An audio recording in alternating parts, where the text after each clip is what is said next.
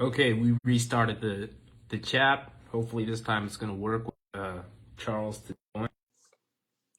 Hold on just a moment.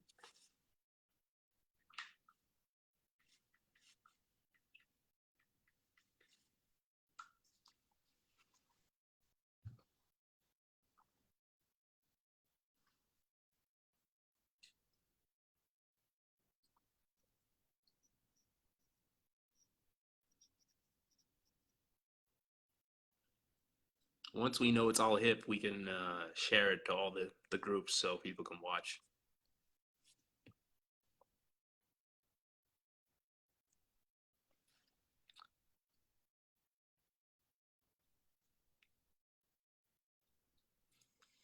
All right, let's see.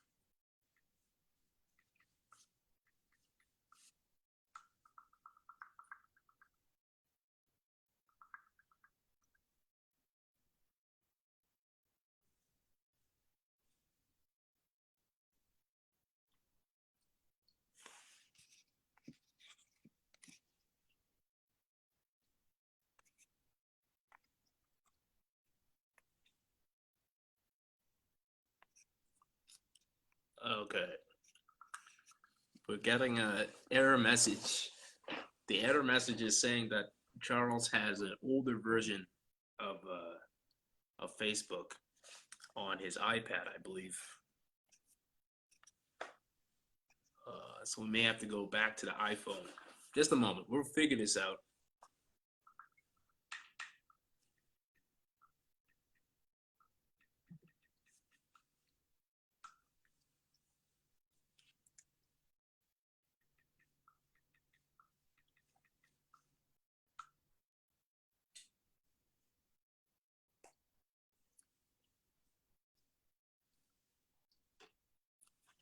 Technical difficulties of Facebook Live, you know.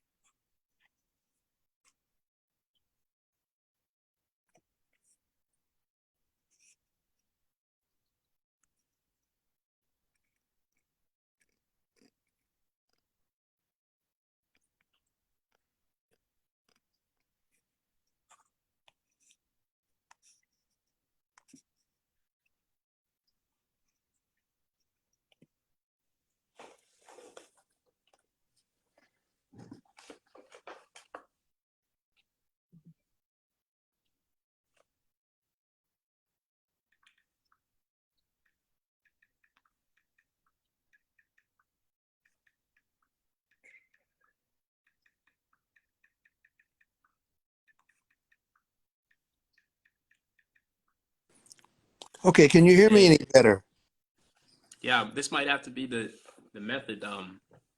Maybe You it's hear, just the way that I hear it.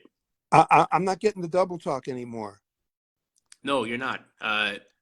But for some reason, the volume of your voice is like softer. But It maybe, still it still is now.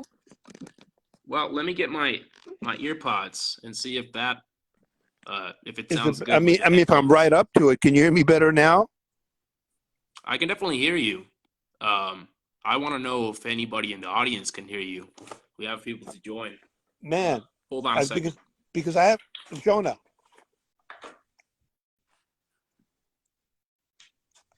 Can you hear See, me? these should connect up. I have an iPad Pro. It's got really good audio.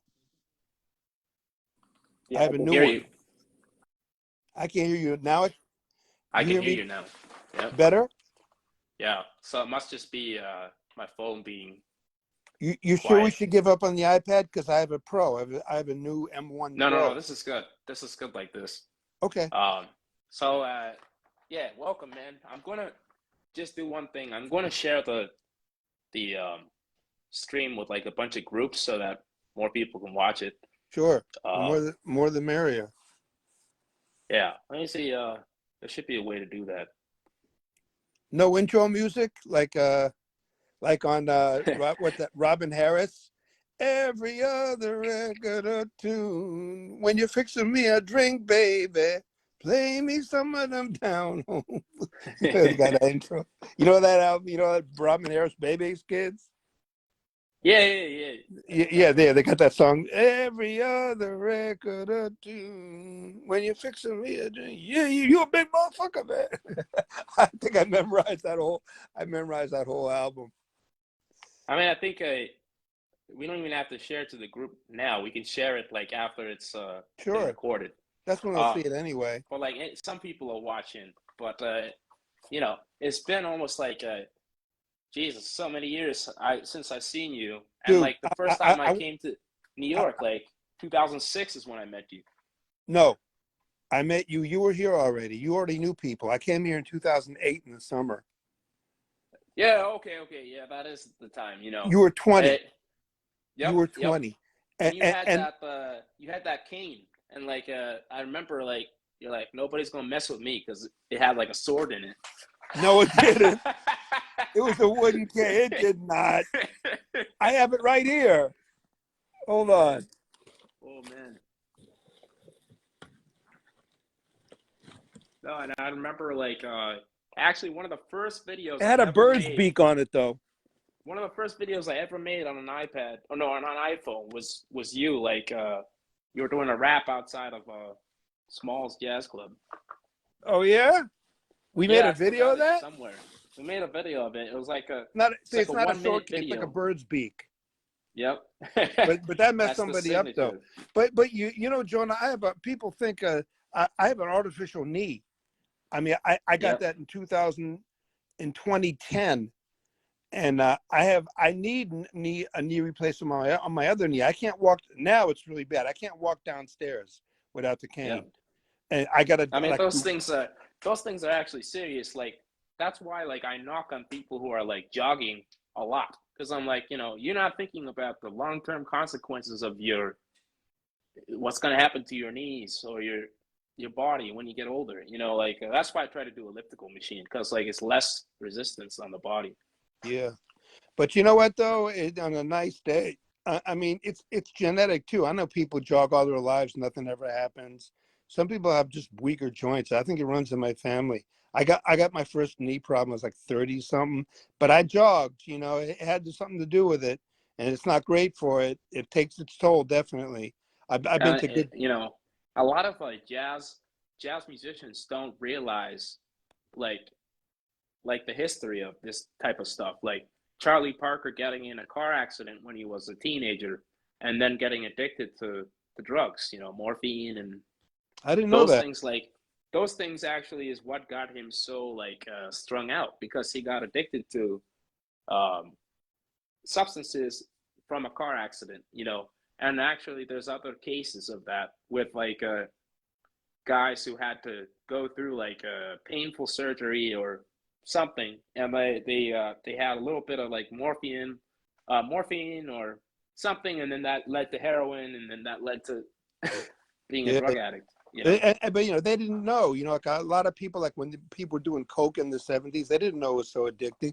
You know, Clifford Brown is probably the guy who got the most messed up from car accidents. He had 2 car accidents, and the first one or the second one, it was so bad he had to stop playing. And when he was recuperating, he was playing a lot of piano, And it said in his Yep. in the book about him, it said that he was almost close to as good on piano as he was on the trumpet, but I he mean, was you talk never about good. those What? things like it's unfortunate. Like obviously, like part of like the what you pay for to go to Lewis Porter's like jazz history and research program is to hear like the firsthand like inside stories about all these things. So like hearing about how like Miles introduced Bill Evans to to drugs, and then Bill Evans became like the ultimate junkie. And Wow. like I heard about like Chuck Israels, the bass player, was telling me about how miserable it was to play with Bill Evans because he was always like you know jacking the money, or he wasn't Bill paying them, Evans? you know.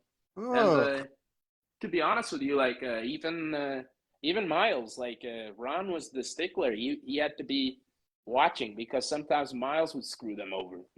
wow. But I, like I heard Art Blakey stories and stuff like that. it's You funny know. though, like New York City brings those kind of things. Like the two of us have our own stories of New York. Like every era is gonna have its stories in like a Yeah. major large city like that. Joan, did you know that what was that? Phil, who was that? Oh, Lewis Porter. You know who my Lewis Porter was? I hope his wife is watching. Russon Roland Kirk. I used to hang out with Russon. I played with him a few times, but just Wow. sitting in and stuff with Hilton Ruiz. But I at one point they offered me the gig to be his assistant, like to go all over the world with him. But then Dorthon says to me, I know you want to play, and there was a guy before you, Leo Blevins, a good guitar player, and he wanted to play too, and it just was frustrating. And I said, "You're right." I didn't take the gig, but I used to hang out with Yeah. Russ, and I heard a lot of stories too. He told me a Yeah. lot I of mean, stories. I think some of those stories are, in some sense, like the real gold mines. Like I used to love hearing stories from Phil Schaap, and like I guess like through Phil Schaap, like I worked on his website, so he would send me all this like stuff that he was selling as jazz memorabilia that I had to like market. So I had all these tickets from these shows that are like legendary of the 60s and 70s, Hmm. like where you'd pay like $1 and get to see like all these incredible acts of I was music. there, bro. It wasn't $1, but it was like $3. Yeah, I you pay saw them like all. little things, like that's crazy. Yeah, it's funny you talk about Phil Schaap and stuff, and you and me are kind of like we like to talk. We're verbal, and I was talking. I know you did an interview with Vincent Herring one time, and I asked Vincent. I said, Vincent, when you go to a record store and you see like a huge magazine rack, and you see like a huge CDs, and when they used to let you listen to CDs, I bet you'd go for the CDs, right? He goes, yeah, definitely. I said, I don't. I go to the magazine rack. I go for the bullshit first. I like the bullshit about the music almost more than the music, or close to as much. I love the stories, man. I love the lore. I love the legendary. Yeah, yeah. I mean, The first all thing I those did, stories. the first thing I did when I was 18 years old, and I went to a Led Zeppelin concert, and it was really great. But I thought, this is enough. I really need to get into something.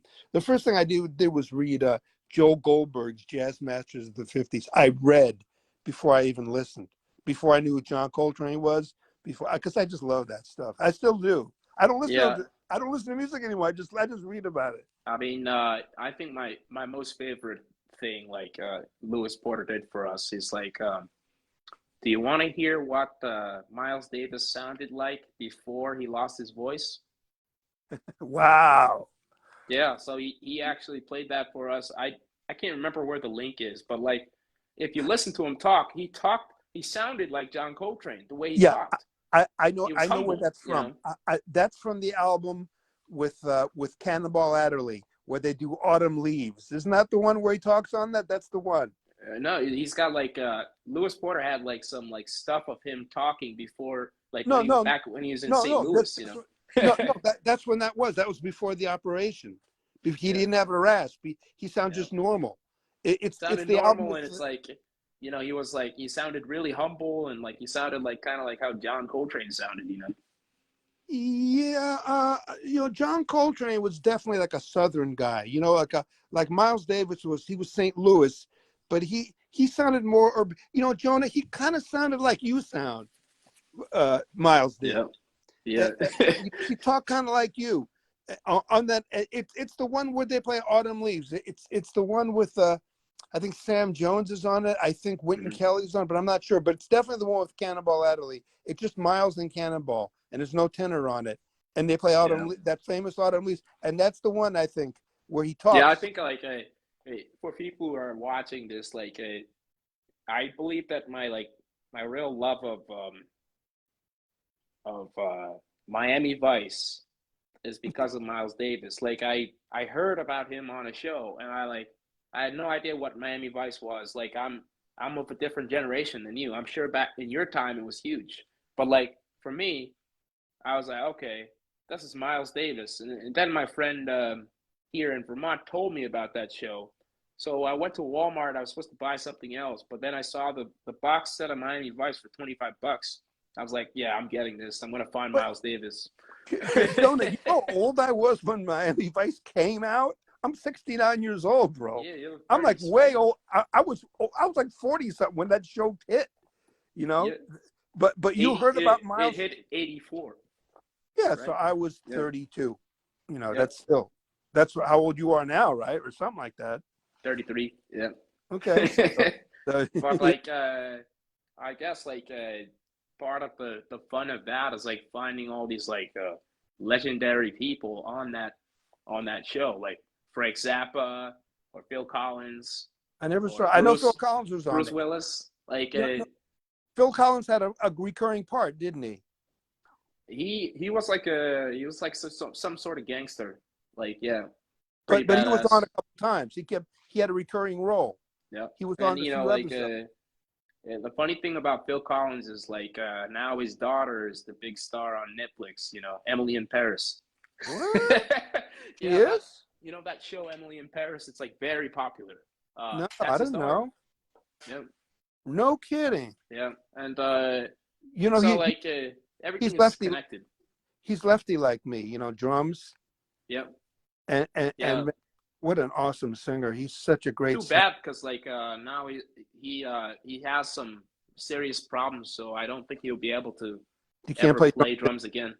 No, no. Yeah, For a while there, he had the sticks taped to his hand so he wouldn't drop them.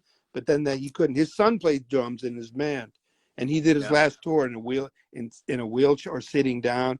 Sad, But people came to But I see him. guess I got hip to like all these like Phil Collins fusion stuff in the '70s, which is amazing. Oh yeah, Brand X, all that stuff when he wasn't even Yeah, singing. Oh yeah. yeah, I mean, like, so I mean, like, I guess when you're talking about like Miles Davis making a camo on that show, like, thank God he did, because like, then I can watch that show and start learning about like how those guys dressed in the '80s, which is like way better than anyone dresses now. They're wearing these awesome suits. oh And yeah, yeah. I think the style is still relevant today. Like, and those two actors, Don Johnson, his daughter is Dakota Johnson, who's like on like a famous movie star too now. Hey, look at your jacket. Look at mine. They're not really that far off, are they? No, no, no. This is like a hip one. I got it like Men's Warehouse. Like, I gotta be careful when I go to Montreal because they got awesome suits there. They got like every kind of suit you could ever want.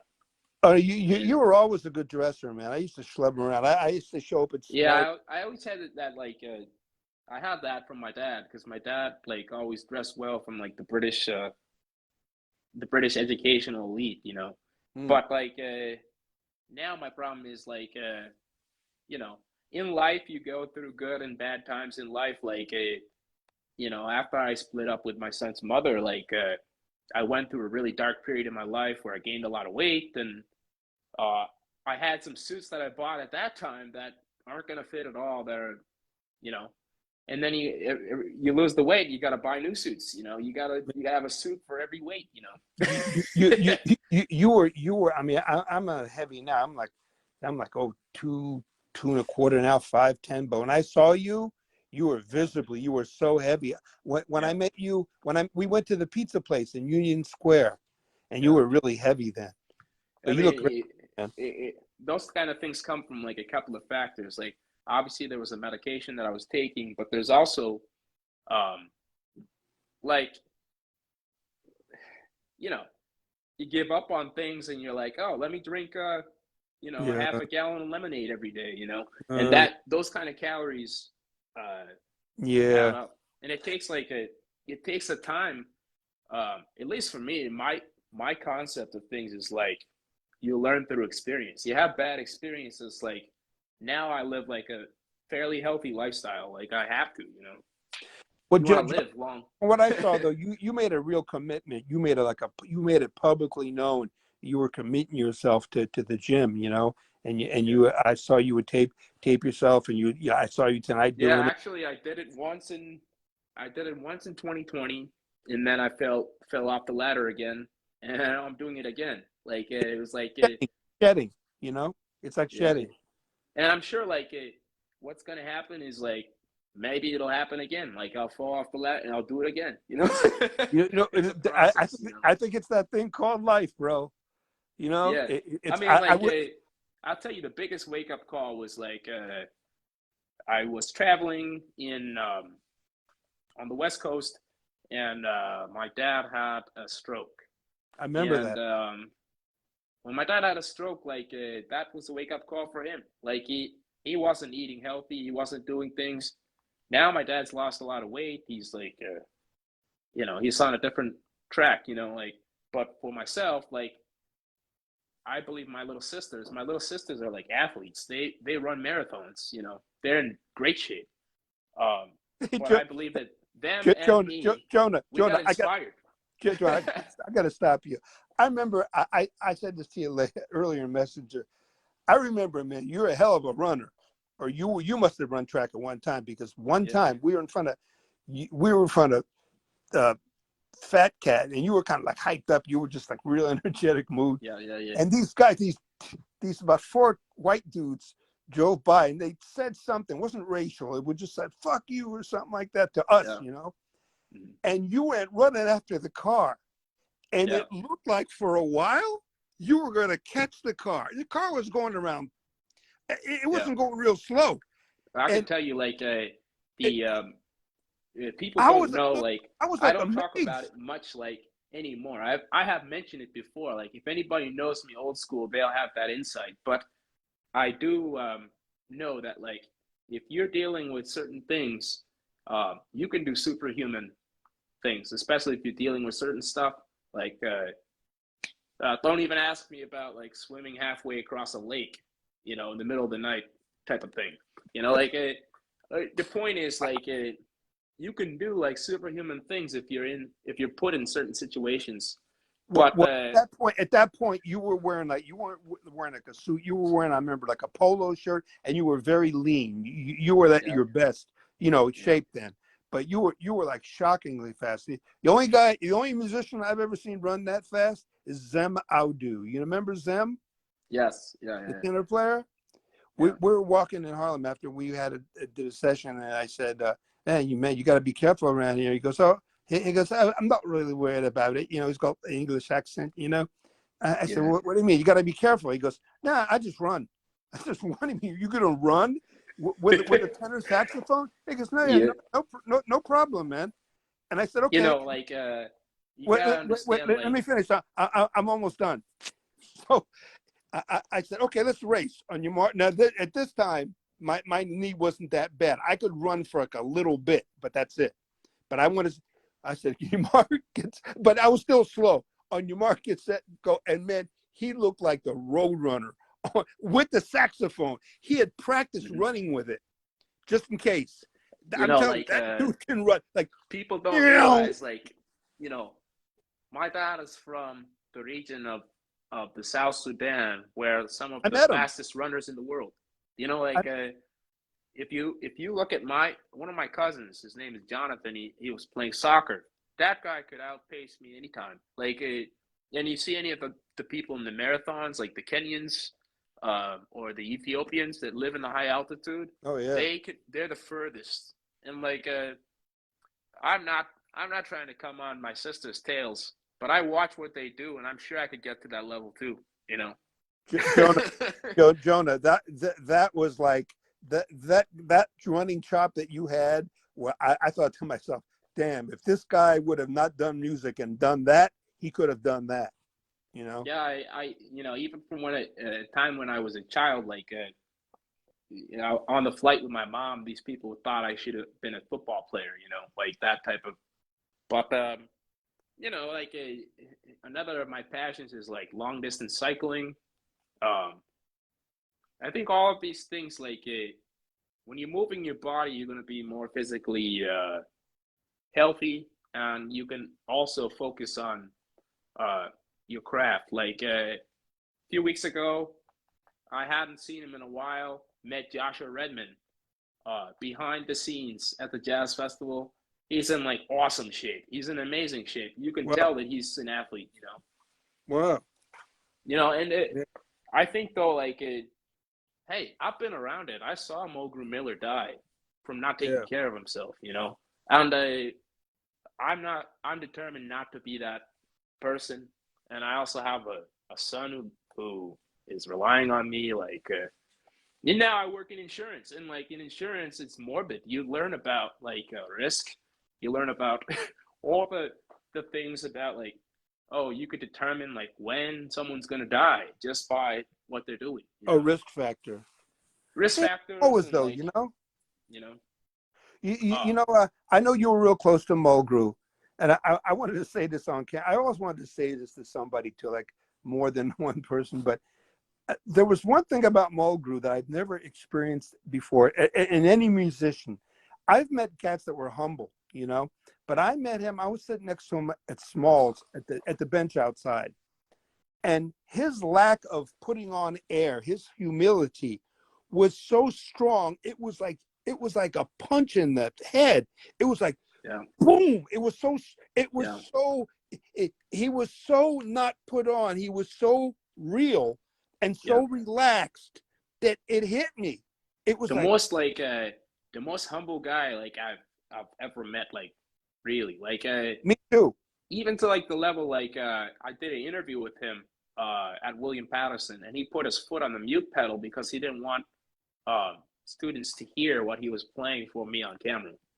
That's like I mean, like, this is the greatest pianist in the world, and he still is conscious. I don't want them to hear what I'm doing. Or like when we were in ensembles with him, we wanted to take a video of what he was doing. He's like, no, no, no, no, I don't want, like, so like, but I Johnny, out of definitely that. know that Mulgrew was interested in that Eastern stuff. Like, for example, Go Far East, Young Man, all of those things.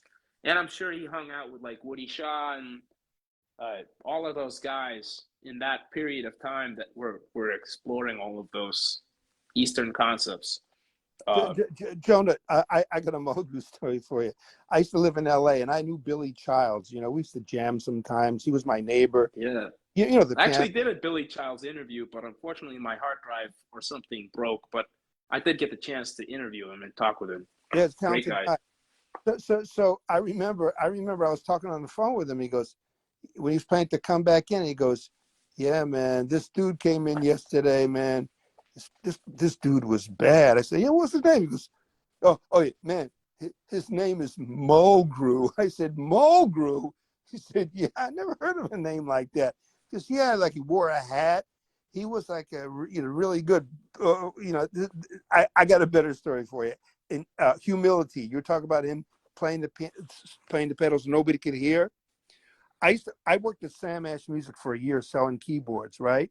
My neighbor was Benny Green, still my friend to this day, the great Hmm. Benny Green, right? Yeah. Yeah. We I mean, have an interview. he lived Yep. on the next floor down. I won't get into all the hours he put into the instrument, but I'm telling you, on the nicest day, you never saw Benny. He was inside when it was sunny, when it was beautiful out. It was crazy how much he practiced. I mean, he really did.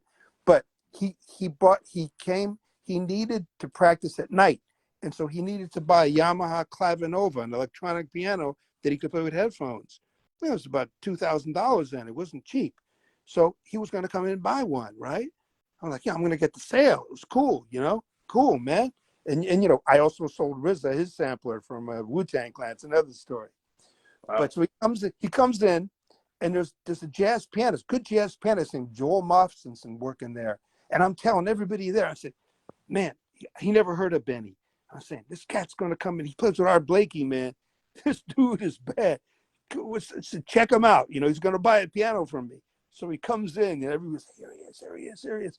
So he sits down. I have never seen this in my life. You know how much piano Benny can play, how much he could play then in the 93. It's 93. He sat down with the piano and with one finger played a C in every octave and listened to it for 5 seconds, listened to it fade out. Ding, ding. And he said, I'll take it. That was it. Yeah, that cat's on another level. I remember first time I saw him was Williamstown Jazz Festival. He came with Russell Malone, and they played a duo. And everyone was just amazed. It was a concert hall, so there was like 1,000 people, and then years later, I got to meet him at Litchfield Jazz Festival. I did an interview with him, and then I've seen him many times. I saw him another time. They actually had another jazz festival, Jazz in the Valley, below Poughkeepsie, and I saw him there and hung out with him, and that's like right before or right after Ron Carter, and he's on a high level, and he also writes really well, and but cats don't even realize he's what is he 59 years old? He's a you would think that he's younger because the way he looks, but he's actually he's now like an elder, Never gained weight. I got to play once with Ron Carter's piano player now, Donald Vega. That guy is great too, man. Oh yeah, Vega. I met him, and I remember when Mulgrew took a step back and couldn't tour with Ron anymore. Donald came in, and incredible pianist. Have you ever interviewed him? Donald is the one I need to interview. It's kind of interesting. I saw a photo the other day, and I was like, so apparently Russell Malone posted this, and it's him and Donald Vega and Ron in Portland, and they're about to work with Chuck Israels, the bass player. And I was like, oh, I interviewed all of these people except for Donald Vega. I need to interview this guy. I interviewed Russell years ago. I interviewed I interviewed Chuck Israels out in Portland. I interviewed Ron, obviously, working with him. Jonah, I don't want to spoil it, but Donald's got one of the most dramatic stories of any musician. What he went through, man, he went through a lot. That dude went through a lot, man. I don't want to. That's all I'm going to say. But he didn't have it easy in the beginning of his life. Mm-hmm. I mean, that's a lot of counts on that. But let's talk about the elephant in the room, because everyone's gonna want to hear this. Let's talk about first off, tell me about playing jazz in the 80s and being in the park and Chris Potter and all that stuff, and then we'll get into you being one of the first white rappers in hip hop. I was. I was doing that before Vanilla Ice came out. Everyone tries to say Vanilla Ice, or they try to say Eminem, or they try to say no, it's Charles Telerant. I was. There was a couple of cats, but there was the Beastie Boys who were incredible, Mm-hmm. And there was Third Base, but Third Base, I was doing that before them, and I was right before Vanilla Ice came out, and I had a manager at the time. I had a black manager that thought that Vanilla Ice was the bomb, and he said, why can't you be like that? It was it was like a struggle, and I remember Third Base, MC Church screaming at me, shut up, he didn't like what I was doing, but there was no audio. The funny thing is there is actually a vibrant hip hop scene up here in Vermont.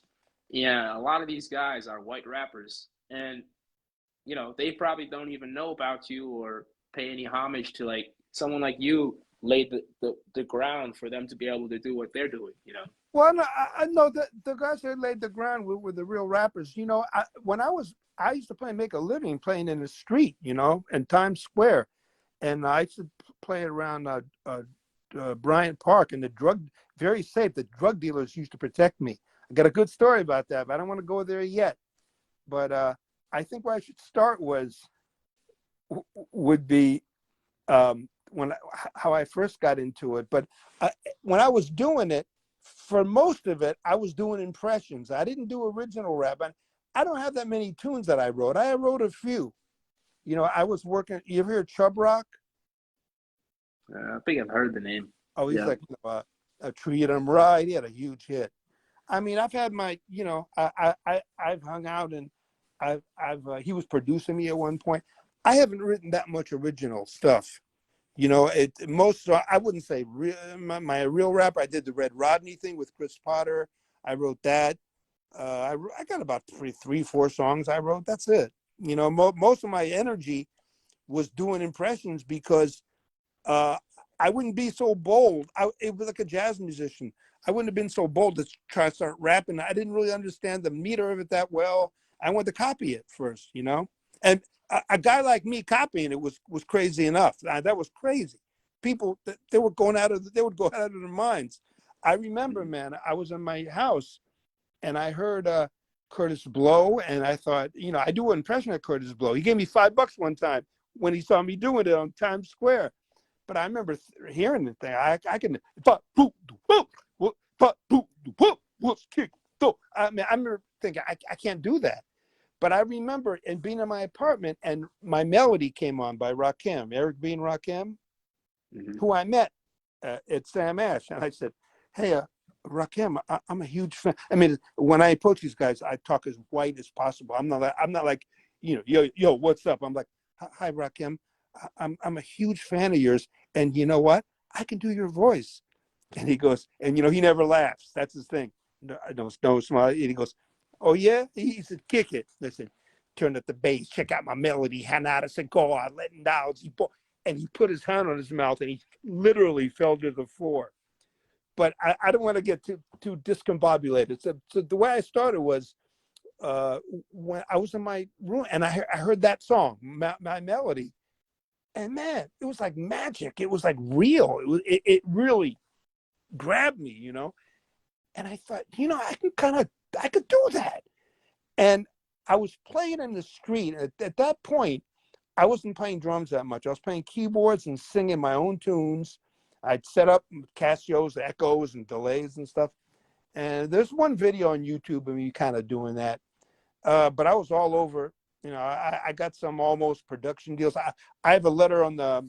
It's on you. It's on the internet of the producer of The Police, Hugh Padgham. He saw me in the street. He called me. I missed his call, but he was trying to get in touch with me. He was talking about he really liked me, but nothing ever Yeah. came.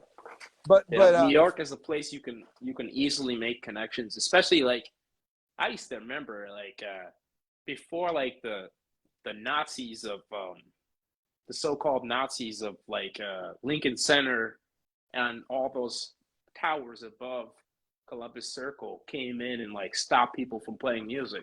It used to be like a very popular place to like play with a jazz band like full end, and you'd be getting business cards from like famous people. They would be there like giving you a card.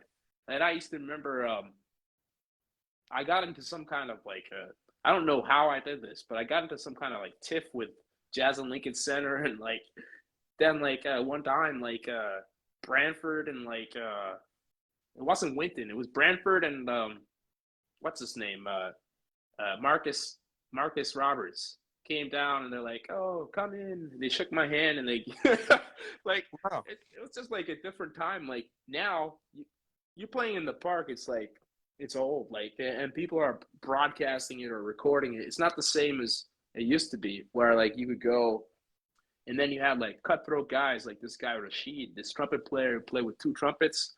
Like he would literally pull a knife on you if you didn't do something in the right way, you know. It's I know crazy. that That dude. I've seen. I don't know. He played in the street. I've seen the dude play two trumpets. he A knew how black. to like orchestrate stuff, so you could make $300 or $400 if you play with him in the day, you know. Wow. Like You know who Gigi Grice is? You've heard of him, right? yes, Minority, one of Yeah. my favorite tunes. Check this out. I played for 2.5 years with the great Arthur Rames. You ever hear of Mhm. Arthur? Yeah, yep. Yeah. So we played for 2.5 years. We were like legendary around New York. All the cats that we saw, Pharoah Sanders saw us. He took Arthur in clubs and, with him to play. One time we were playing, Gigi Grice was Arthur's teacher in junior high. He taught public school. And we were playing the 59th in Columbus Circle.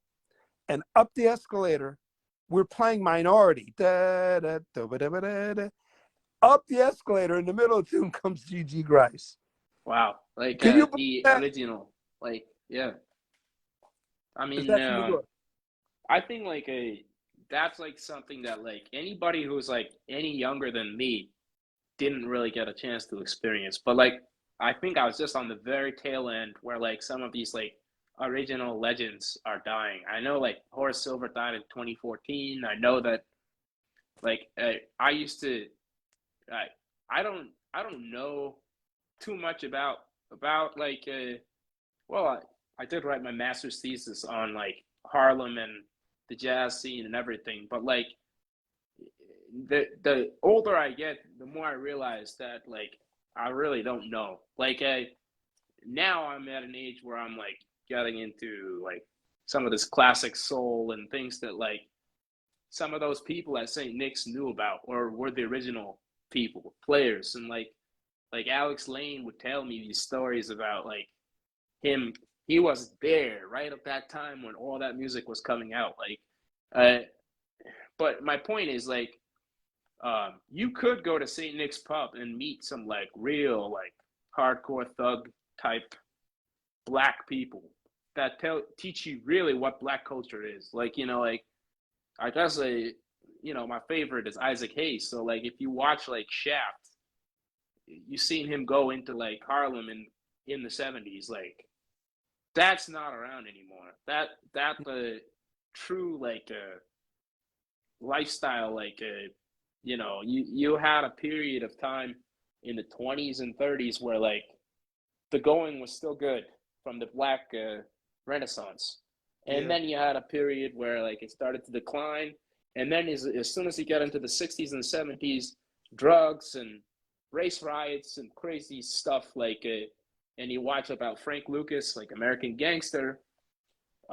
It's just such a fascinating place, like all the years through that, you You know. know, Joven, Jonah, I really believe that the decline started, the apex, the height was 52nd Street when Art Tatum was playing across the street from Bird. I came here first time in the 70s. It was like you see Woody Shaw, Cedar Walton, Billy Harper, all those guys, John Hicks. And that was great too. But it wasn't like when, Coltrane and Bird and Miles were playing for Yeah. $2. You could see it wasn't like that.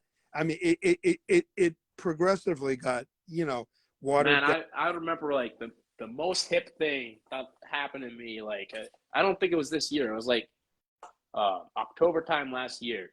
I was trying to watch cool movies on Netflix that I'd never seen, and I wanted to watch a movie with De Niro. So I watched um, a Taxi Driver from the 70s, and I think my most favorite part of it was like seeing like a young Jodie Foster as a prostitute, like as a teenager. Like, and I was like, holy shit, that's Jodie Foster, and like she is like 16. And Wow. she's got to pretend to be a prostitute. And that was the first time. I mean, like, this is a Academy Award winning actress, but you can see her in the 1970s, like in these like hood slums. You remember the crazy drummer? Remember the drummer in the Taxi Driver? Yeah. Gene Krupa, Gene Palmer. Remember him? Yep.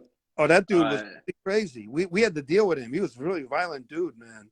yeah. I mean, like, I think like when you talk about like when you get older, like your musical tastes change. Like I never could have imagined that like about 10, 15 years ago that I would have something like Apple Music where I could literally just enter any artist and find all their albums and listen to it whenever I want. I pay $10 a month.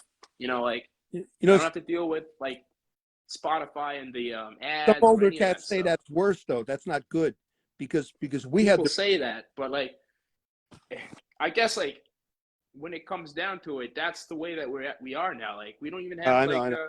CD players and car stereos. Like I've got a newer car now, so I've got Apple CarPlay. Like that's the way I've got to be able to listen to music. But like, Yeah. where I can appreciate things is like I came from a time when you had to buy a CD and you had to listen to that CD and you listen Right. to that one CD. So I can more of like I have a few albums that I'll listen to like 50, 100 times to really learn about it. And like a lot of my peers aren't that way, and they just want to listen to like one song. They don't know what an album is. They don't know about Yeah. the concept. But I can tell you, like in my own apartment, I've set things up in a certain way now. Like I've got like a 1,000 watt sub and like 800 watt speakers. And You better you be know, listening to some before George Clinton if you went to all that trouble. yeah, I mean before 9 o'clock, I pretty much can play stuff, and I can tell you that George Clinton was here for the jazz festival like 2 weeks ago, and it was one big party. And guess what? I What? had 5 women over, and it was one big party in my apartment too. I worked with him, Jonah. I worked You with know, him. I yeah, sang background vocals on something he produced, and let me just tell you, man. really, Yeah, this was when I was. This was for a girl named Deborah Barsha that used to play with her.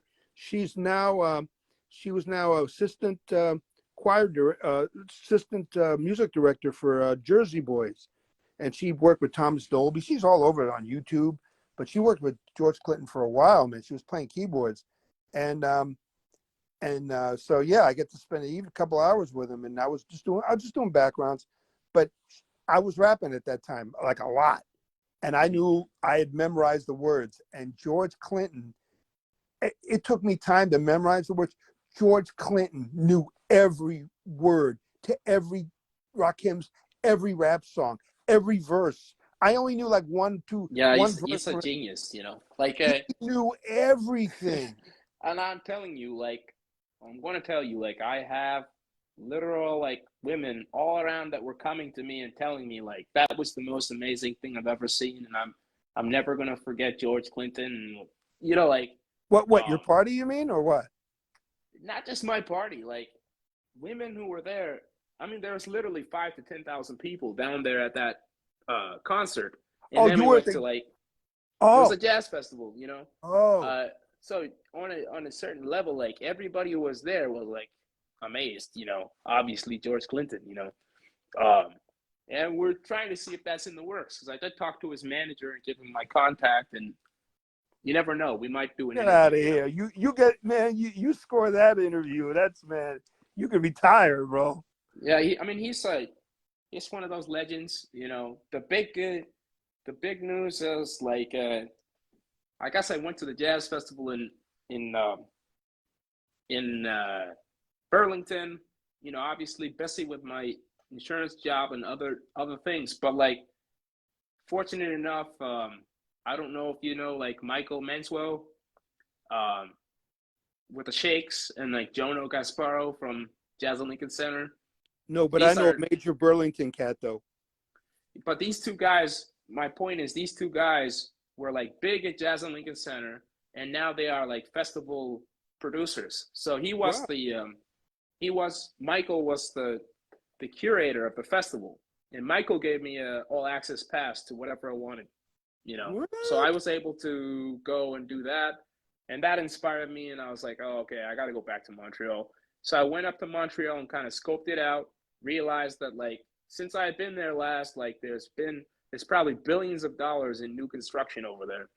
I was Yeah. like, okay, I have to get in on this jazz festival. So I sent them for my accreditation.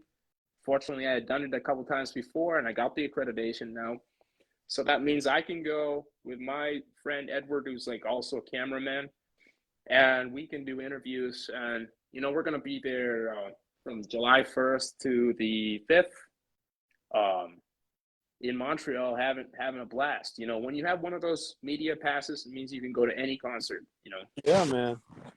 Wow, that's cool, man. Uh, you know, and I'm actually really digging, like, even though it took us a while to set this up this way, this is so much easier even than Zoom. Like Zoom, I used to have to like send an email with somebody, and then like we have to set it up, and I have my webcam, and this I literally can sit down after I've made dinner, make sure I look good, and connect with somebody, and then it records this, so we can repost it, and that's just like historical documentation. 20 Sure. years from now, some of the stuff that you have said on this could be of use to younger people. You know, and think about that. Like that's how these interviews are so important. And I just posted yesterday. It's like almost like 9 people I've interviewed are no longer with us anymore. That's a And that's incredible, man. you just hit a sore spot. I mean, me being my age, man, just remember any young people watching this, and I want you to remember this because I'm gonna probably, I'm sure I'm gonna go past. I'm gonna go before you do. Uh, it is so weird to get older and feel like calling somebody and you can't anymore. Oh yeah, yeah. I actually Many have. people, How many numbers do I have in my phone of people that are no longer with us? Like I can't Mulgrew, call. Mulgrew, Oh Roy. yeah, Moguru, Roy, Chick, Onaja, Alex, uh, Mario Pavone. Uh, I mean, the names actually go on, and then I've got personal family names like my uncle Fred. He passed. My uncle Dick. He passed. Like Yeah, yeah. family members too, like people uh, and I guess that's the most realist thing that happens when you get older. Like you getting into your Oh, 30s, you start seeing that. You know. the most. Yeah, when you get in your 30s, you did your age. You start to. It's like, and so is, when you're in your 30s, it still could be a person younger than you, but somebody you never expect that you would out that would be Mhm. gone. You know. Yep, gone. Like I never. I mean, I knew that Roy was on some level, but I never expected him to be gone at 49. You know. No, no, no, no. I know he, yeah, he had some serious physical issues though. Mm-hmm. A couple Yeah. of articles that were published that I think they got them to take them down that I won't really mention here, but like Mm. yeah, he got himself into some stuff I know. too. I never connected with Roy that much, man, like other people did. You I know my. mean, the biggest one I forgot to mention is Harold Mabern. Like this guy was like my surrogate father. I mean, like when we have Oh, classes, he would he liked always you, man. He he liked liked me you, and he put Jonah. his arm around me and. I know. He's And this is one of the guys that was talking about like some of the most like craziest stuff. And like one time I asked him, like I don't know how I managed to ask him. I was like, "Hey Harold, what happened with Lee Morgan?" And he's like, "Oh, you know, I'm not sure if I should talk about this, but I was there on the gig that night." I know And I it was like, was. I "Oh know my it was. god!" And like so then I asked him about it, and now I've actually taken a clip of what he was talking about and put it up on YouTube. And that video itself has a few thousand views. Just the small part about. Jonah, I remember one time he was like he was like stoling your talents, man. He was at smoking. He went into the whole thing about this. This young man's doing. He's smart. He's studying with Ron Carter right now. You better watch for this young. He got this whole Yeah, thing. He was like talking like your agent. You were there. I don't know if you remember, but he's yeah. like talking. He was talking to a whole group of musicians. How you were like studying with Ron, and you're the guy to look out for, and Oh yeah, what. Mabes. He set me up, and like I can tell you, like I think the biggest thing about Harold Mabern, there's a couple of things. One, I never figured this out that I should have asked him, but somebody told me I should have asked him about Elvis because Harold and Elvis used to hang out, in Memphis, in a bar, like back before Elvis was famous. So Wow. like that's cool. And then I start to find out like he talking about Dee Dee Bridgewater's father as his Yeah. piano teacher, and he is also the same piano teacher of Isaac Hayes. And Wow. Isaac Hayes was a little bit younger than Harold, and like Harold was talking about knowing Isaac, and I mean to me that alone is like amazing because like You, Isaac Hayes is like literally my favorite musician, and like I got to meet a guy who used to hang out with him before any of this, you know. Don't. I got an Isaac Hayes story for you. I was hearing this live radio broadcast. It was like piano bar broadcast, and Isaac Hayes was the piano player. And whatever, like there was like a group of people in the studio, and whatever tune anybody would name, he played every tune anybody named. It was obvious it wasn't scripted, but you could tell he'd figure out, he'd get the bass note, he'd get a couple of the bass movements. The dude had ears. He could play any tune. Oh yeah, he was a genius. And like the more research I do about Isaac, the more I know about him. But like basically he was talking about like, oh yeah, so he used to work as a pianist. I mean like a kind of like a producer of ideas for Stax. Sure. And then like one time they gave him a shot. They're like, okay, why don't you put something together?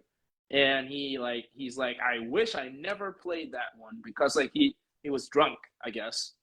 And that was like introducing Isaac Hayes or something. Nothing really of a hit.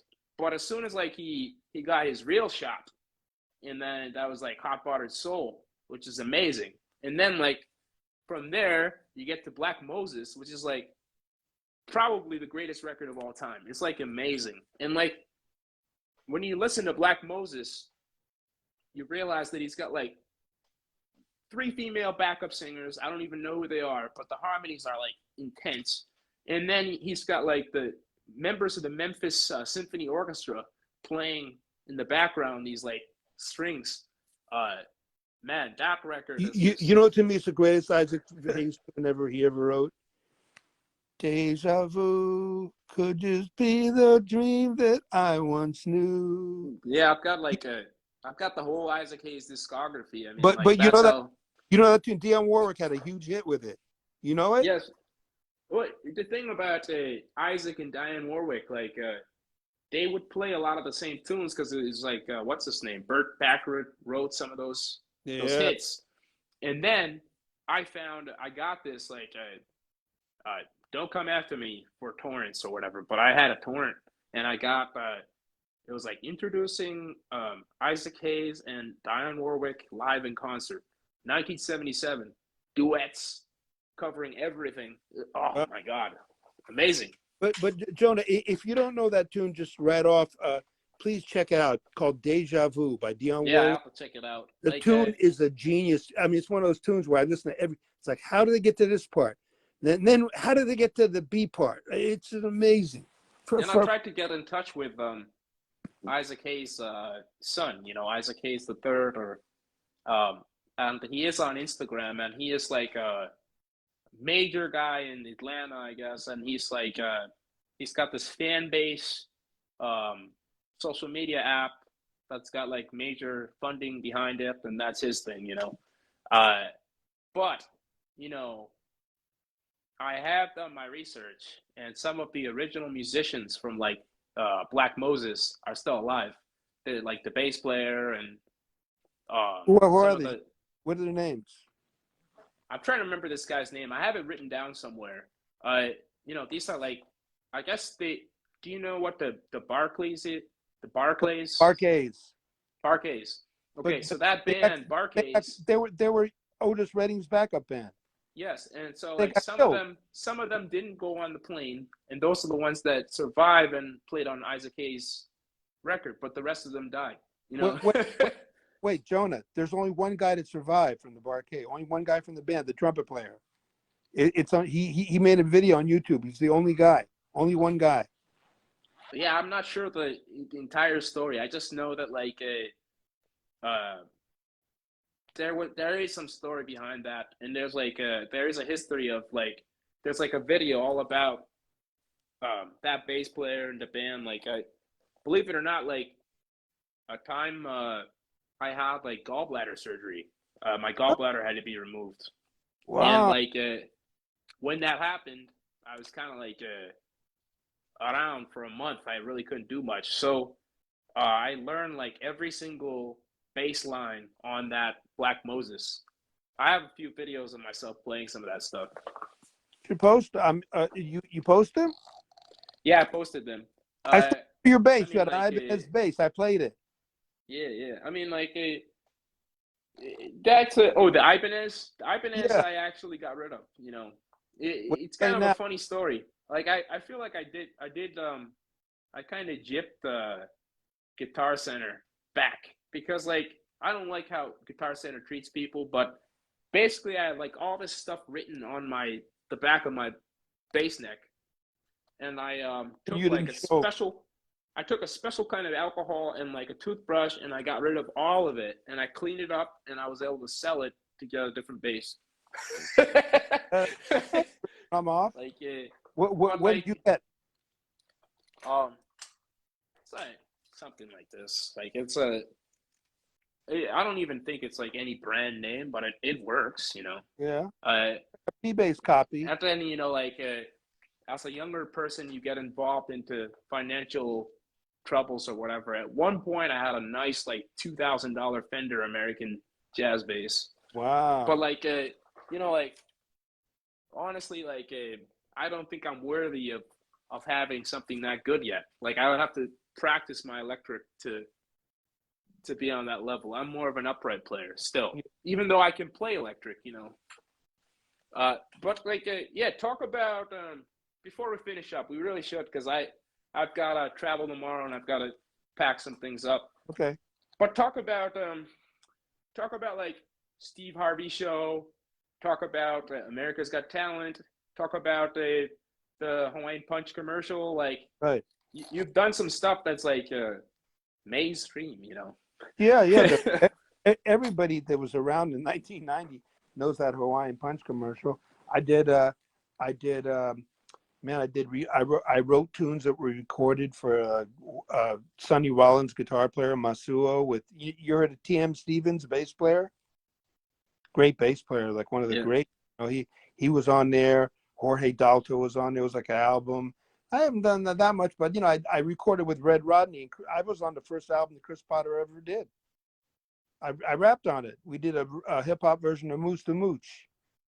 So now you named about three things. Uh, where should I start? Steve Harvey. Okay, pick one of the topics that you named. Let's start with well, I just mentioned Hawaiian Punch, like how that happened, Okay, and then go on to Steve Harvey. I was at Zabar's. You ever been to Zabar's? No. It was it's an Upper West Side. It's like a deli. It's like a real exclusive deli. And I went there. I mean, I didn't shop there, but they had the really good soup there for about $4, vegetable soup. So I went there to get some soup, and I see this dude, John Waxman. He's on Facebook. I don't think he'd get pissed off. He was the jazz lawyer for Jack DeJohnette, for all the cats. Probably Dave Liebman, all the Richie By, all them cats. John Waxman was the guy. There was a couple of them, but he was probably the main guy. There was a lawyer for all the jazz stars. He saw me and Arthur playing in the street once, and I kept in touch with him. So for some reason, he knew. I don't know how he knew that I rap. He must have saw me rapping in the street. So I walked into Zabar's, and I go, hey John. He goes, hey, I got something for you. I said, what? He said, it's a TV commercial. You still rapping? I said, yeah, sure. And he said, come to my office, blah, blah, blah, blah. So I came to his office, and the producer was there, Frank Aversa. And he asked me, he saw me, he's like, you're a rapper, the usual. And he asked me to rap for him. And I did, I did LL Cool J. I did the EPMD, Rakim. I did whoever, whatever. I did different rappers, different voices. And he was impressed. And he says, okay, you got the gig. And as we're talking, a real rapper called in. He heard about it. Milk D. Milk D? Milk I is think I heard the killing. name. Yeah. Gizmo's killing. What more can I say? Top billing. That's what you get. You got it good. You got big hit. But I already got the gig. And the thing is, Milk D was a real rapper, but I could do all these different kind of vibes. He could probably just do what he did. So whatever they wanted me to do, I could do. That I had to, so I didn't feel bad about it. I felt if I auditioned against them, I felt like maybe I would get it because I could have done any kind of thing. So yeah, man. this great legendary guitar player that died. He was a smooth jazz guitar player. He played guitar on it. I don't remember his name. I know I'll remember as soon as this. I'll you leave it as a comment. But a famous guitar player played, and you know Al Franken. You know who he is? Yeah. Yeah. So we did it. Wait. Well, I'm not quite done. It didn't go anywhere for a while. They kept thinking about it. Procter and Gamble kept calling me. No, it's not going to happen. So I swear to you, man, I was in the shower and I was so nervous about it that I thought to myself, I'm going to call Frank and tell him I don't want to do it. I use like just herky jerky crap. I just can't take it. I don't want to think about it. I don't even care anymore. So I was in the shower thinking that. I come out of the shower and the phone rings and it's Frank, the producer. And I'm just about to tell him. And he goes, we got it. And the reason I asked you if you knew about Frank Aversa is I was working at Love's Drugstore and doing different stuff, cleaning up, and I was handing out flyers this one day, and Al Franken comes running up to me. He was my friend. He knew me, from the subway in the street, and I told him I got this commercial, and I don't know if he believed me or what. But he heard it and he recognized my voice. He comes running up to me. I was handing out flyers. He was all excited. He goes, I heard it. I heard it. I said, damn, really? So I don't even know it was out. Are you sure? You sure it was me? He goes, yeah, it was definitely you, man. So yeah, man, I made some. I didn't make a lot of money because it was SAG, but the thing is, it was a Saturday morning cartoon. It was on every cartoon show, but it didn't get run the rest of the week. The big money Yeah, commercials. but that's like major credibility now. Like you should have that at the top of your resume. Yeah, Pete. I'm surprised because I didn't really. I forget to mention it sometimes, and people say like you did that, and if you look on YouTube, what's it got like 100,000 views or it's Like more than 50? 77,000, but that's still Is good. it? That's still. Like on that certain level, like I'm sure you could do that again. Like you probably could be working with Disney. Like Oh, you have that. hey, listen, I forget the guy's name, man. But there's this guy who did all the music for World of Warcraft. He's my Facebook friend now, and I just found out about him. And I DM'd him the Hawaiian Punch commercial and the Steve Harvey thing. I said, hey man, if you ever need any voices, and he answered me. He said, cool, good to know. Thanks, man. He answered me. That was this Yeah. is, and I want to do a shout out to my friend Andrew Kaminsky. She's she owns this agency, and man, I've had some near misses recently. I'm auditioning these days, for the last 10 years, and 4 or 5 times, man, I've been like me and another person, and especially for the Yeah. hip hop I commercials. mean, like I'm doing that now. I actually was like, as a dad, I was watching Mrs. Doubtfire with my son a little while ago, and that whole like scene of Robin Williams doing all the voices. I was like, oh yeah, that's Charles Telerant. You Yeah, know, I don't. uh, I'm not that but good. like, when it comes down to it, we really should finish this up and we'll talk more. But like, real quick, like talk about Steve Harvey. Like, I mean, Steve Harvey's huge now. Like, Yeah. he's got so many TikToks and Oh, videos. Everyone's playing Steve Harvey. You know. okay. Steve Harvey happened like this. I was going. I was in L.A. I moved to L.A. to get commercial work, and I got one for Oscar Mayer. Huge. I thought it was going to be huge, but it didn't air. But I was in L.A. seeing what I could do, and I fell into this thing, man. I became like a karaoke superstar. I mean, people would drive miles to see me do karaoke and rap. And I was in this place, and man, it was Jimmy Kimmel was used to go to this one karaoke spot, and he gave me his card. Him and Sarah Silverman both came up to me, gave me their card, asked me if I would do his show. But then it was after I did Steve Harvey, and for some reason, somebody there didn't want me to do it because I had just done Steve Harvey. So anyway, I was like a karaoke superstar, and I was playing at this place, Barney's Beanery. I was doing karaoke there, big place in West Hollywood, and so Steve Harvey's show was going around L.A. looking for. They went to every karaoke spot in LA looking for unusual singers. They weren't looking for rappers. They were looking for unusual singers, and they found me there. And then I had just like had a bike accident. I had like no teeth, and they recorded me doing a video of me rapping. I did my own original. That's what I wanted to do. I wanted to go up and rap my own original stuff. And then he goes, do some of the impressions, do some impressions. And I did some, and Steve loved it. And I did it in the parking lot, and Yeah. Steve loved it. And but then they wanted me to do the impressions only, and I said I wouldn't do it. I said I'll mix it up. I'll do some impressions, but you got to let me do my own flow a little bit because I had been cursed. Now you talk about racial profiling. I met people in the business, man. I would go up to A&R, like Uptown Records. I mean, I went up there. I met some people. I always got the same story. I had glasses, like in Steve Harvey then. I used to wear glasses. And as soon as they saw me, they point and they go, damn, you could be the next Weird Al. You could be the next Weird Al. They said, dude, I don't do parodies, bro. What are you talking about? It's like they'd see a white dude with glasses, next Weird Al. So Steve Harvey, I don't what my point anyway. So I that was my condition. So right before curtain, we went to do this thing.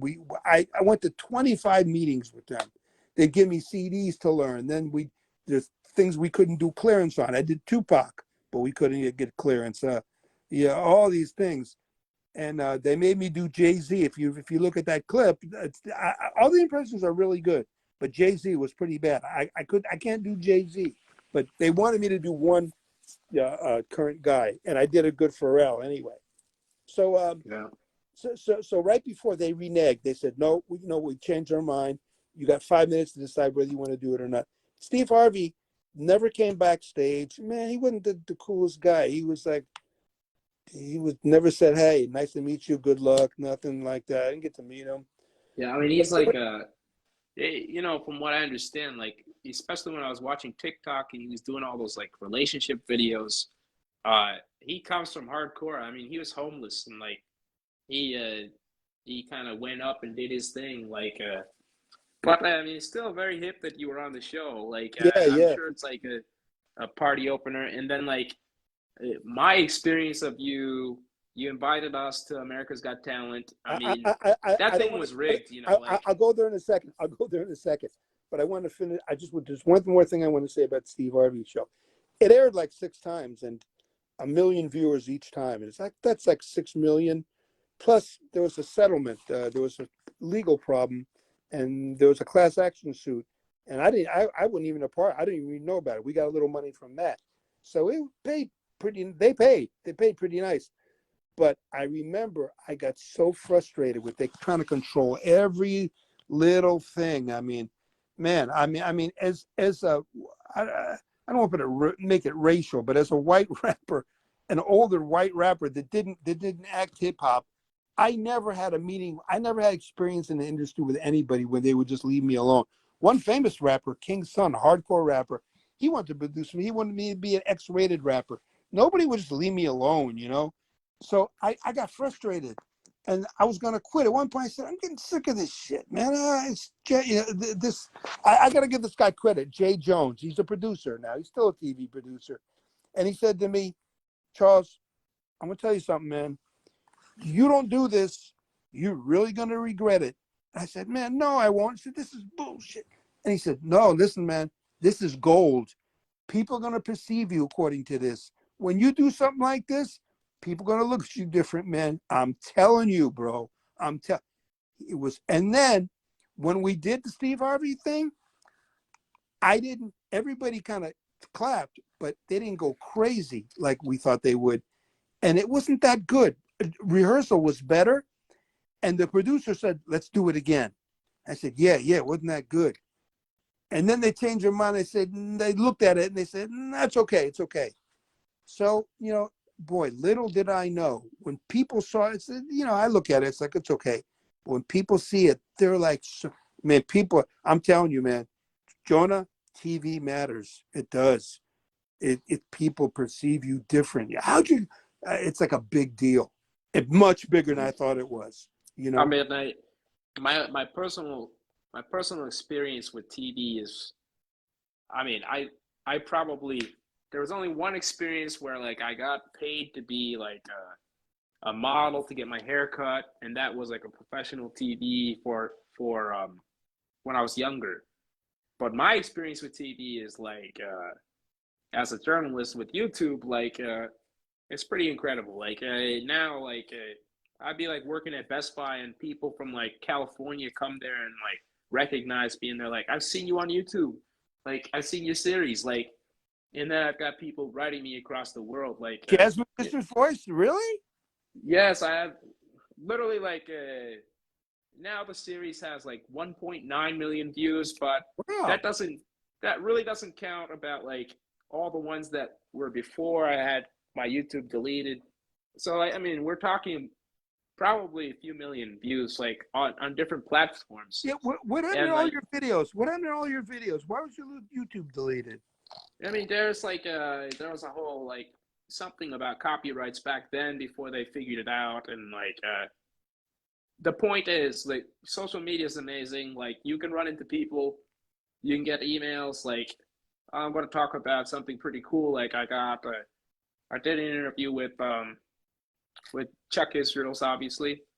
Recently got a message from Bill Evans' last wife, like his ex-wife. Wow. Uh, oh, thanks for this. Like I really enjoyed that. Now I'm in touch with her. I'm going to try to see if I can talk to her about that. Like that's the power of the internet. It's pretty cool. You know, Like my experience, my Jonah Jonathan experience, it it's not going to sound big when I tell it, but it was significant. I was doing this. I did a gig for about 2 years with this good bass player, just moved to Louisville, named Brian Vincent. Do you know him? Because he knows you. yeah. Oh yeah. Yeah. Yeah. So, and a good guitar player named Craig Brand. He's a mofo. He dude's bad. So we played like 2 years. We had a gig in Flatbush, and we're talking one day, and we're talking about the interviews. Well, where'd you hear that? He goes, I saw it in an interview. I said, who's that? I said, Jonah Jonathan. He said, Jonah Jonathan. I said, I know him. He goes, you do? You know him? He was like I knew some big cat. Yeah. So it's like, No, I mean that's a. I don't like to brag about that, but like even when we're talking about like on a professional level, probably the difference between me getting this insurance job and not, because they appreciate that I have like an international audience and a presence. So like, John, everyone was if I like, was, "Oh, you if did I it was, for free. You should charge money." And I was like, "I'm just doing what I'm doing. Don't worry, it's gonna pay off." And John, now, like, look. if I was hiring guys to sell insurance, that YouTube channel is a huge selling point. You interviewing shows how you go one on one with people. That's night and that's Deward. That's uh, night. Yeah, and Night, a lot of Deward. people don't realize this. Like, um, so when you have a press pass for Spectra, which is in Montreal for the Jazz Festival, you are essentially having an international press pass, keys to the city of Montreal. Like, I have been in rooms before with like CNN reporters, all these people, just because I have a press pass, and that's my series. So like, if I keep doing this as a lifelong thing, I'm sure at some point it's going to have like Yeah. 50 million, 100 million views type Oh of yeah. thing. And, And and just wait till I interview some of these people I really want to interview. Like, I definitely want to get a Lady Gaga interview at some point. I'm a big fan of hers, and yeah. she did stuff with the um, Tony Bennett. So she is like kind of Oh yeah. in that jazz world. I would, I'm if not I gonna. marketed it, I would say like, let's talk about Tony Bennett and that, but then I would talk about all of her, like disco pop, because I run to that stuff in the gym. Oh, listen, man. I'm not gonna mention his name, but I got in this big Facebook fight in public with this really famous jazz musician about Lady Gaga. And I was like thinking about that song. I'm on the edge of glory, and then I'm on the edge, the edge, the edge, the edge, the edge. I'm on the, and she sings incredible on that tune. She's amazing. I It like was, it's kind of funny, like I dance around the subject of Lady Gaga. It's quite interesting. I remember this was 2008, I remember, or like 2009 when she was just becoming big and no one knew who she was. No. And a couple of times, like people were talking about Lady Gaga, so I was like, "Oh, let me say this. I play bass for Lady Gaga," and I would go to these clubs and talk about it. But the funny thing is, I don't realize like how close I passed to her because like I played at the bitter end. Like I played like at these places that she was the one playing like just a year before I was there. And then her boyfriend, I knew her boyfriend, Rob Fusari at William Patterson. He was a producer. So What? like the world is a small place. Like Hit him up, it's man. great to see what she's doing. You know, like I watched that Netflix documentary of her. Seems like she's going through a pretty intensive life, and the funny thing is, she's only a few years older than me. So like, I can kind of relate, you know, Mm. as a musician.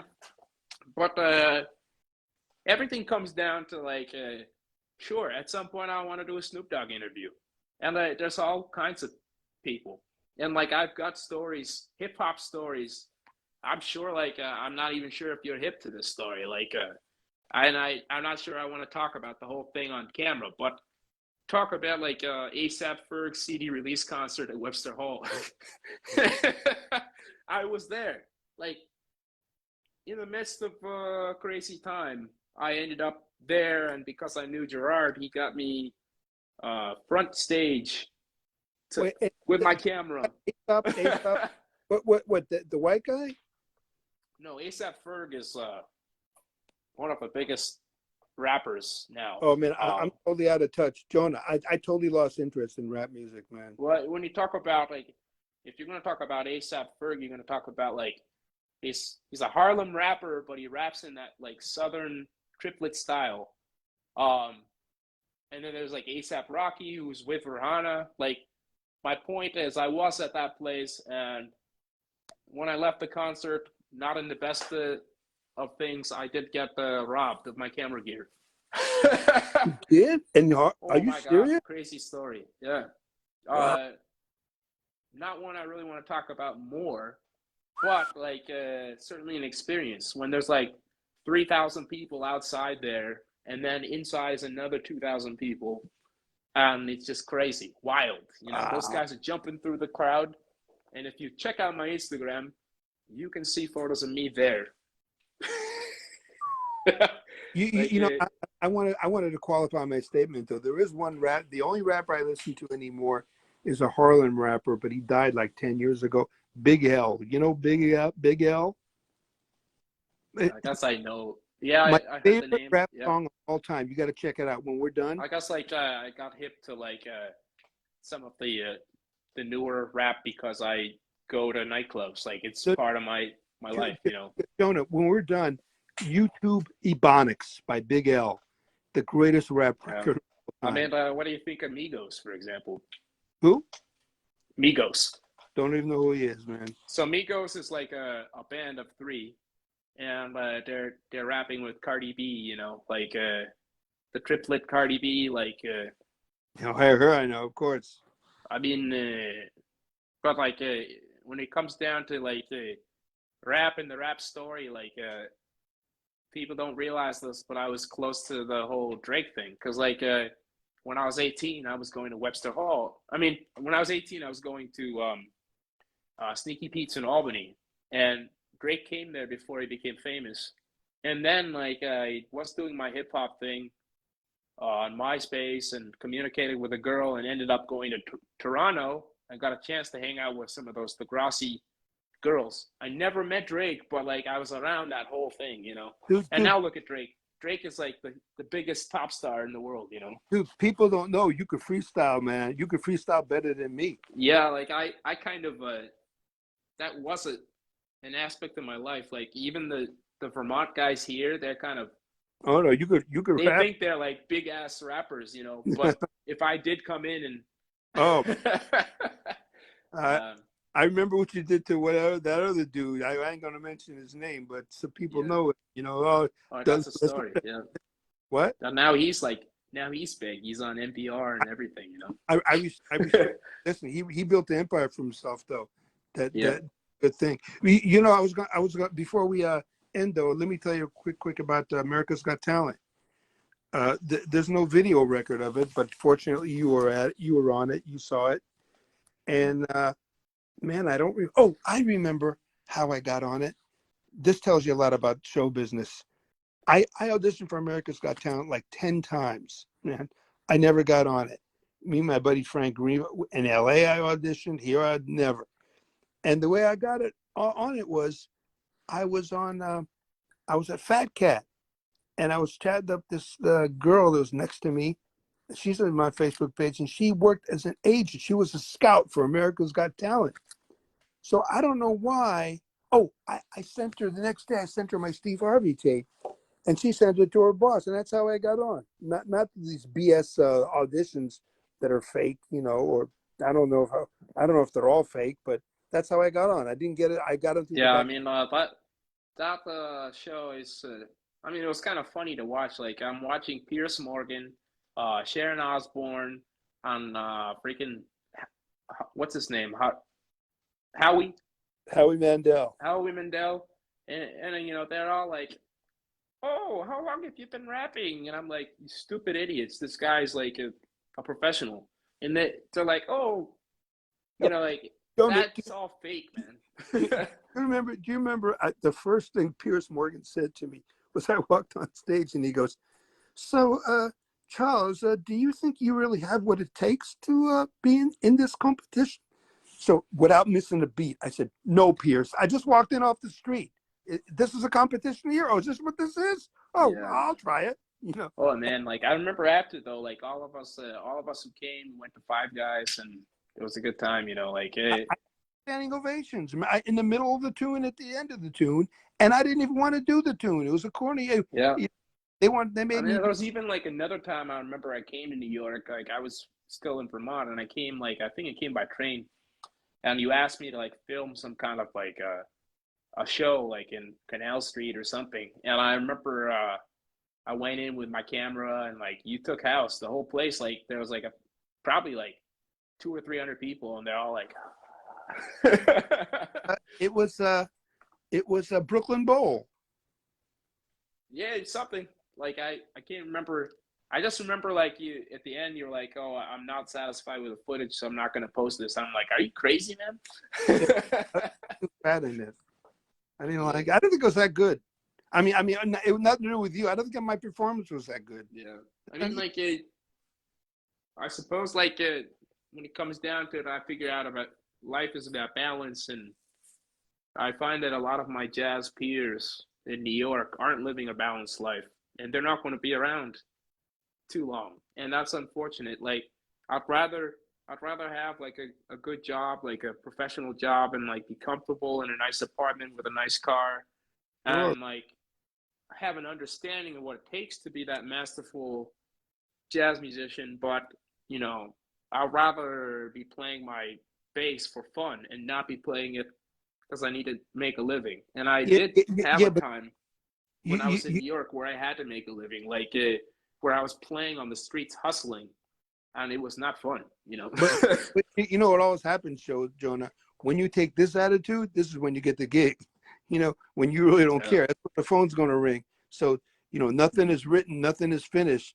You could get a gig next week that change your life. You can get a call because sure. Yeah. because because Harold liked you. A lot of cats liked you, man. I remember one time Benito told me, man, I played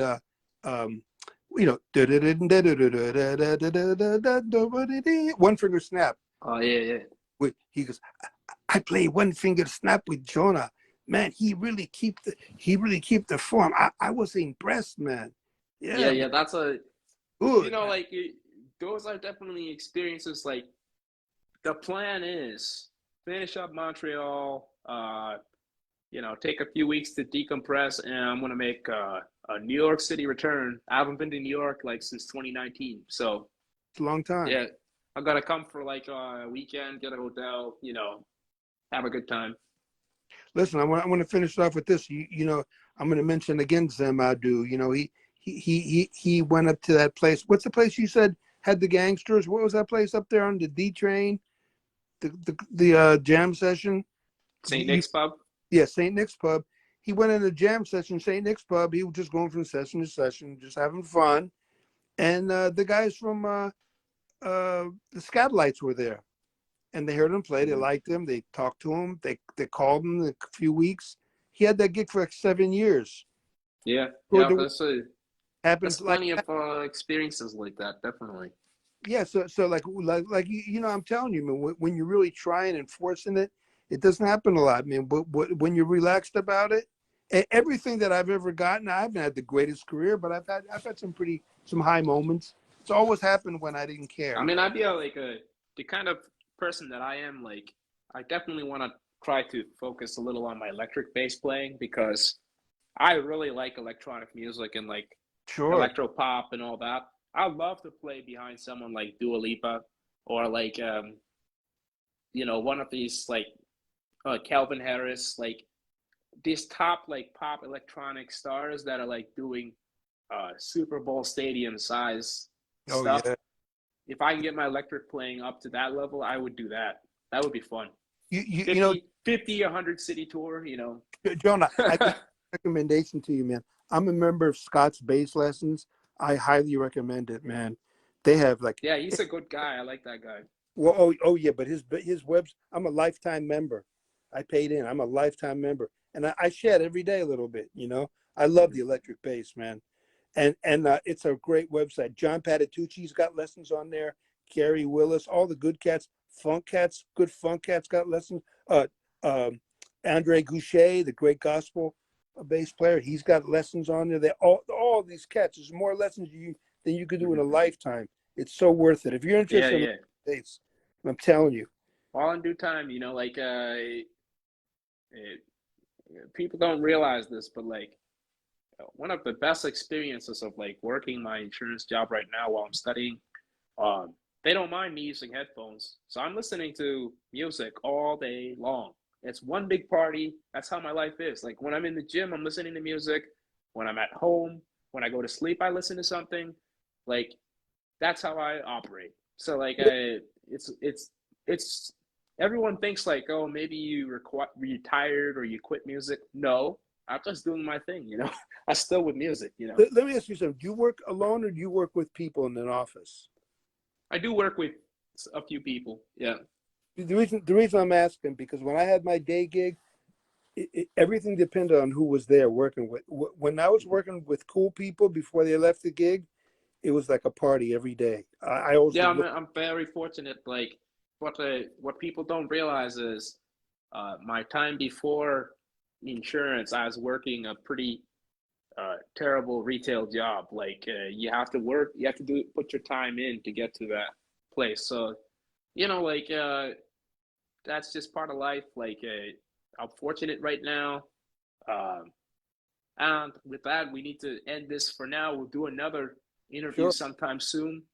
Thanks for talking. Like yeah, I've got to get prepared for tomorrow because I'm traveling to Massachusetts visit my son for the weekend and I had fun, man. um, but yeah, thanks for talking. I mean, you're in Brooklyn now, right? Yeah, I love your Yeah. son. Your son's got a grin like this big. He's like, Oh yeah. He's you. now he's coming to sixth grade. I mean, like it's gonna be in the times now. Like I'm gonna get set him straight.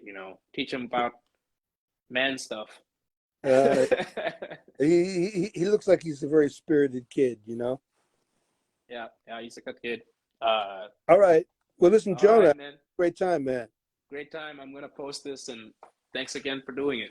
Yeah, man. Talk to you soon, brother. Talk to you soon. See you, Bye. man. Bye bye.